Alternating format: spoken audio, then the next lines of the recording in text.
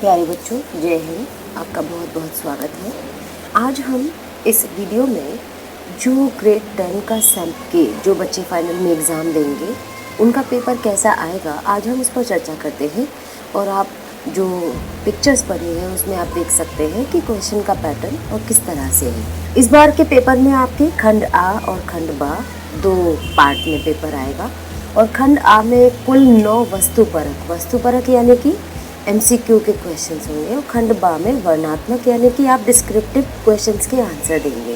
जो खंड आ है उसमें पहला प्रश्न है गद्य। पहले प्रश्न में आपको गद्यांश मिलेगा और गद्यांश में एक नंबर के 5 क्वेश्चन है।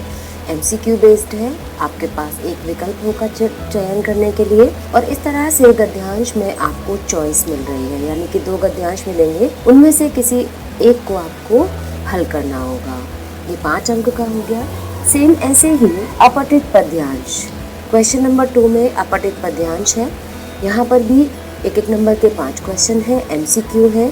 और यहाँ पर भी आपको पैसेज में, पोइट्री पैसेज में चॉइस मिल रही है। आगे बढ़ते हैं व्याकरण में। व्याकरण में टोटल 16 नंबर की आपकी व्याकरण हो गई, जिनमें से 4 नंबर के वाक्य, 4 नंबर के वाच्य, 4 नंबर के रस और 4 नंबर के पद परिचय। इसमें आपके पास चॉइस मिलेगी, आपको निम्नलिखित में से किन्हीं 4 प्रश्नों के उत्तर दीजिए। यानी कि प्रत्येक में जैसे वाक्य के 5 प्रश्न मिलेंगे और 5 में से किन्हीं 1-4 को आप MCQ बेस्ड है ये भी, और आपको MCQ का सही आंसर चूज करना होगा। मेरे बच्चों के लिए बहुत आसानी है, इस बार उन्हें बहुत दिमाग नहीं लगाना पड़ेगा, बस खाली कॉन्सेप्ट क्लियर होंगे तो आप आंसर कर लेंगे। आगे बढ़ते हैं। सेम ऐसे ही वाच्य में भी 5 प्रश्न पूछे जाएंगे और उनमें से एक नंबर के 4 प्रश्न आपको कोई हल करने होंगे। ये भी विकल्प में है, चॉइस में आपको मिलेंगे। जस्ट आगे है क्वेश्चन नंबर 5, इनमें से पद परिचय है और 5 में से किन्हीं 4 प्रश्नों के उत्तर आपको करने होंगे। प्रश्न संख्या 5 में आपके पद परिचय से संबंधित प्रश्न है। यहाँ पर भी MCQ है। 5 प्रश्नों में से आपको किन्हीं 4 प्रश्नों के उत्तर MCQ में हल करने होंगे। ऐसे ही रस में भी आपको 5 प्रश्न हैं, 5 में से 4 प्रश्न आपको करने होंगे। यहाँ पर स्थायी भाग पूछा जा सकता है, रस का नाम पूछा जा सकता है, और कि जैसे किस रस को रसराज कहा जाता है, या रस का लक्षण भी पूछा जा सकता है। तो आपको MCQ बेस्ड इन क्वेश्चंस के आंसर आपको देने होंगे। 5 में से किन्हीं 4 को आपको हल करना होगा। अब इसमें देखिए, जो 40-40 नंबर का पेपर जो बांटा गया है दोनों खंडों में, आ और बा में, इसमें खंड आ में आपके अपठित बोध यानी कि अनसीन पैसेज के अलावा व्याकरण है।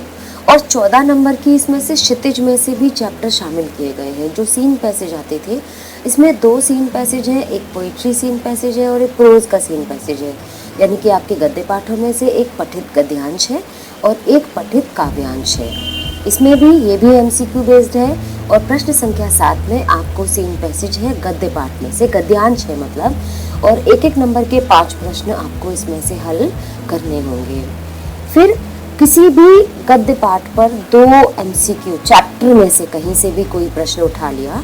जैसे यहाँ पर नेताजी का चश्मा कहानी में कैप्टन कौन था, तो पान वाला चश्मे वाला अध्यापक। तो चैप्टर में से, किसी भी चैप्टर में से गद्य पाठों में से 2 MCQ प्रश्न कहीं से भी आपको दिए जा सकते हैं और आपको MCQ में उन्हें हल करना होगा। यानी कि गद्य पाठ में से 7 अंक का, 5 अंक का आपका अनसीन पैसेज हो गया और 2 नंबर का चैप्टर में से कहीं भी 2 MCQ हो गए।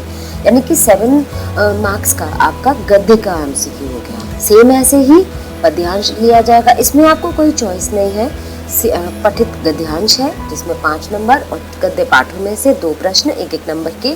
सेम ऐसे ही प्रश्न नंबर 9 में आपको एक सीन पैसेज है जो पोइट्री पैसेज है। सेम वैसे ही एक नंबर के 5 MCQ क्वेश्चन है और 2 काव्य पाठों में से कोई भी क्वेश्चन कहीं से भी MCQ उठाए जाएंगे। यानी कि 14 नंबर में आपके गद्य पाठ में से सीन पैसेज, पद्य पाठ में से सीन पैसेज और 2-2 नंबर के चैप्टर में से क्वेश्चंस आपको दिए जाएंगे। अब हम आते हैं खंड बा पर, जो वर्णात्मक प्रश्न है, जो सब्जेक्टिव है, आप उनको विस्तार से लिखेंगे। पहले यहाँ पर चॉइस देते थे क्वेश्चन नंबर 11 में, यानी कि पाठ के आधार पर, गद्य पाठों के आधार पर आप निम्न प्रश्नों के उत्तर दीजिए। तो यहाँ पर CBSE इस बार चॉइस नहीं दे रहा है। उन्होंने कहा है कि निम्नलिखित प्रश्नों के उत्तर लगभग 25 से 30 शब्दों में दीजिए। 2-2 नंबर के 4 प्रश्न हैं और डिस्क्रिप्टिव है, आपको इनका वर्णन करना होगा और आपको कोई चॉइस नहीं है। ये प्रश्न आपके गद्य पाठों में से है जो 2-2 अंक के 4 प्रश्न है। टोटल अंक हो गए आपके 8। अब आते हैं काव्य पाठों पर। प्रश्न संख्या 12, निम्नलिखित प्रश्नों के उत्तर लगभग 60 से 70 शब्दों में लिखिए। यहाँ पर भी चॉइस नहीं है, आपको 3 प्रश्न दिए गए हैं और तीनों ही प्रश्न आपको हल करने हैं और ये आपके काव्य पाठों में से दिए गए हैं। 2-2 अंक के 3 प्रश्न हैं, यहाँ पर भी कोई चॉइस आपको देखने को नहीं मिल रही है। अब आते हैं हम प्रश्न संख्या 13 कृतिका में से। कृतिका में आपके 3 पाठ हैं, माता का अंचल, जॉर्ज पंचम की नाक और साना साना हाथ जोड़ी। यहाँ पर आपको चॉइस मिलेगी, 3 प्रश्न मिलेंगे और उनमें से किन्हीं 2 प्रश्नों के उत्तर आपको देने होंगे। माता के अंचल में से मे भी ऐसा भी हो सकता है, हालांकि 3 चैप्टर है तो 3 चैप्टर में से 3 प्रश्न ही आने चाहिए, पर चैप्टर अच्छे से तैयार होने चाहिए। 3-3 नंबर के 3 प्रश्न दिए जाएंगे जिनमें से आपको कोई 2 प्रश्न हल करने हैं और इसके कुल अंक होंगे आपके 6। अब हम आते हैं प्रश्न संख्या 14 पर, जो राइटिंग पोर्शन है, लेखन, रचनात्मक लेखन है। उसमें सबसे पहले आपको दिया गया है अनुच्छेद। अनुच्छेद में आप शीर्षक दिया है, उसके साथ में संकेत बिंदु भी दिए गए हैं। 3 में से कोई एक शीर्षक चूज करके आपको उस पर अनुच्छेद लिखना है। आपको निबंध की तरह ये संकेत बिंदु नहीं कॉपी करने हैं। 3 में से कोई एक करेंगे, ये भी 5 अंक का है और जो शब्दों की 80 से लेकर 100 शब्दों की शब्द सीमा यहाँ पर दी गई है। प्रश्न संख्या 15 पर आते हैं। यहाँ पर पत्र है, पत्र में एक औपचारिक तो दूसरा अनौपचारिक चॉइस है। आप कोई भी एक पत्र कर सकते हैं, चाहे औपचारिक कर सकते हैं या अनौपचारिक कर सकते हैं, ये भी 5 अंक का है। प्रश्न संख्या 16, पर्यावरण विभाग की ओर से आप जैसे यहाँ पर विज्ञापन है, जल संरक्षण, कोई भी कॉमन चीज पर आ सकता है, कोई भी प्राइवेट कंपनी का आ सकता है, कोई भी सरकारी आ सकता है। 5 अंक का एक विज्ञापन आपको तैयार करना होगा। इन सभी से रिलेटेड वीडियोस अपलोड हो चुके हैं, आप देख सकते हैं कि पत्र कैसे लिखना है, विज्ञापन कैसे लिखना है, अनुच्छेद कैसे लिखना है या संदेश लेखन कैसे लिखना है। इन सभी पर वीडियो अपलोडेड है, आप देख सकते हैं और सभी चैप्टर्स मोस्टली अपलोडेड हैं। ग्रामर के केवल वाक्य को छोड़कर सभी दिए गए हैं, तो आपको यहाँ पर हेल्प मिल सकती है। हमारा प्रश्न संख्या 17 है, इसमें संदेश लेखन है। सीबीएसई केवल शुभकामना संदेश, बधाई संदेश, पर्व त्योहारों पर या किसी विशेष अवसर पर दिए जाने वाले संदेशों को ही प्रायोरिटी दे रहा है।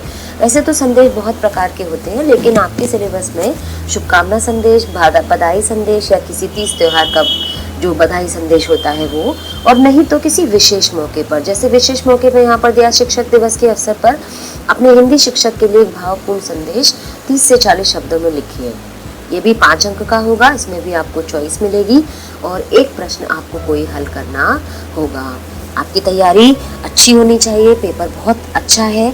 अगर आपने बहुत अच्छे से तैयारी की है तो आपके बहुत अच्छे परसेंटेज आने के लिए मैं श्योर हूँ कि पेपर इतना ही मतलब इजी कर दिया है कि आपको थोड़ी सी भी जानकारी अगर चैप्टर के बारे में होगी तो आप पेपर बहुत अच्छे से कर सकते हैं। इसी शुभकामना के साथ 80 नंबर का आपका पेपर है। ये पैटर्न आपको मैं शेयर कर रही हूँ ताकि आप तैयारी उसी हिसाब से कर पाएँ।